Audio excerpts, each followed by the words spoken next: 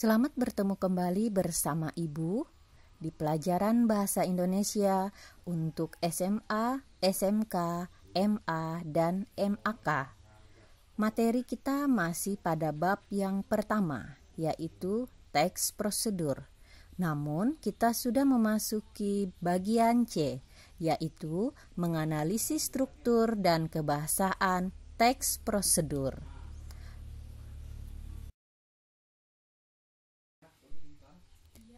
Teks prosedur dibentuk oleh ungkapan tentang tujuan, langkah-langkah, dan penegasan ulang. Yang pertama, tujuan merupakan pengantar tentang topik yang akan dijelaskan dalam teks. Yang kedua, langkah-langkah berupa perincian, petunjuk yang disarankan kepada pembaca terkait dengan topik yang ditentukan. Yang ketiga, penegasan ulang berupa harapan ataupun manfaat apalagi petunjuk itu dijalankan dengan baik.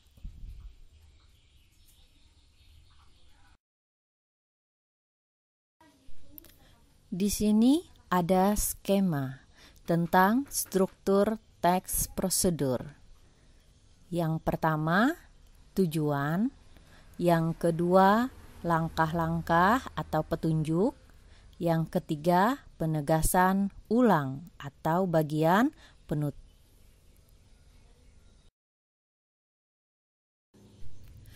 Contoh kalimat struktur teks prosedur pada sebuah paragraf. Di sini bagian tujuan. Ibu bacakan teks yang menyatakan bagian dari tujuan. Bagi perusahaan, wawancara merupakan kesempatan untuk menggali kualifikasi calon pegawai secara lebih mendalam, melihat kecocokannya dengan posisi yang ditawarkan, kebutuhan dan sifat perusahaan. Wawancara pun menjadi ajang tanya jawab antar pewawancara dengan calon.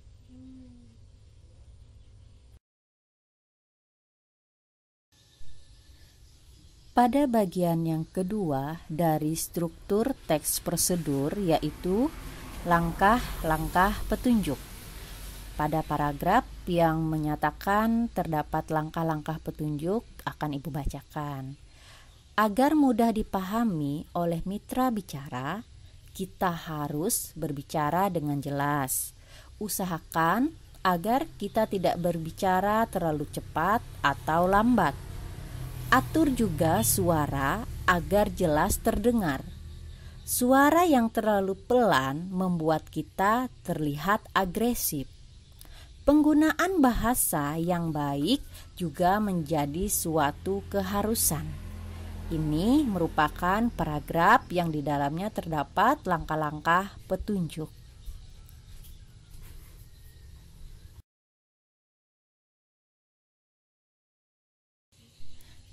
Pada bagian yang ketiga dari struktur, yaitu penegasan ulang atau bagian penutup, akan Ibu bacakan contoh paragraf yang menyatakan penegasan ulang atau penutup.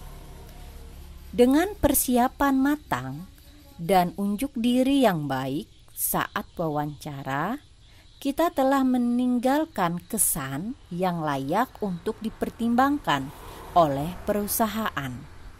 Ini merupakan paragraf yang menyatakan penutup.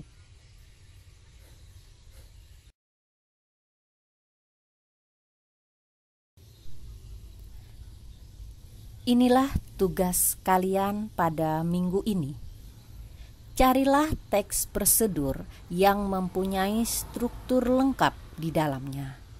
Ada tujuan, ada langkah-langkah, petunjuk, dan penegasan ulang atau penutup. Tulis di buku tugas kalian, dipoto, dan dikirim ke kantong tugas di Google Drive kelas kalian masing-masing.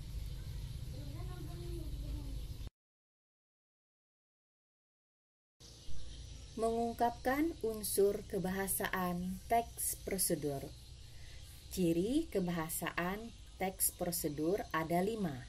Yang pertama, banyak menggunakan kata-kata kerja perintah atau kata imperatif. Yang kedua, banyak menggunakan kata-kata teknis yang berkaitan dengan topik yang dibahas. Yang ketiga, banyak menggunakan konjungsi dan partikel yang bermakna penambahan. Yang keempat, banyak menggunakan pernyataan persuasif. Yang kelima, apabila prosedur itu berupa resep dan petunjuk, penggunaan alat akan digunakan gambaran terperinci tentang benda dan alat yang dipakai, termasuk ukuran, jumlah. Ini merupakan skema kaidah kebahasaan teks prosedur. Yang pertama, kata kerja imperatif. Yang kedua, pernyataan persuasif. Yang ketiga, kata teknis. Yang keempat, konjungsi penjumlahan. Yang kelima, deskripsi alat. Kata kerja imperatif. Apa itu kata kerja imperatif? Kata kerja imperatif merupakan kata kerja perintah. Kata kerja perintah ini biasanya dibentuk oleh akhiran kan, akhiran i, dan partikel lah. Ini merupakan tabel kata kerja imperatif dengan penggunaan imbuhan. Bentuk dasar pasti, diberi imbuhan kan. Bentuk katanya menjadi pastikan.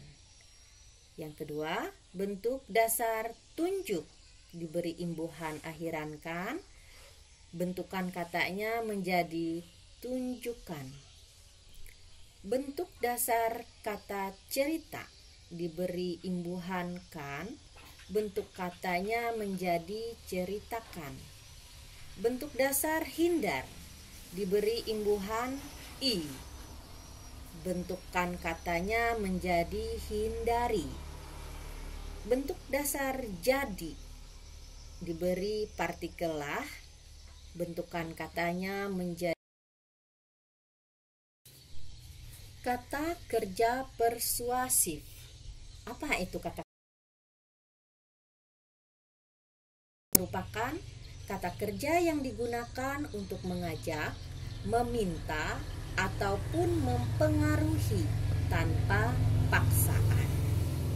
Kata ajakan yang digunakan biasanya ayo, mari, lakukanlah. Kata kerja teknis. Kata kerja teknis merupakan jenis kata kerja yang memiliki artian secara khusus terkait bidang atau keahlian tertentu. Contohnya, mengkonversikan, mengoperasi, merevitalisasi, merehabilitasi, dan lain sebagainya. Konjungsi penjumlahan.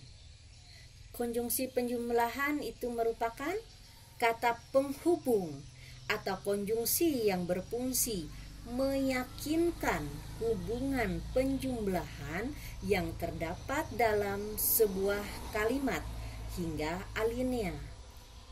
Konjungsi penjumlahan dapat disampaikan dengan 3 kata, yaitu dan, dengan. Deskripsi alat. Apa itu deskripsi alat?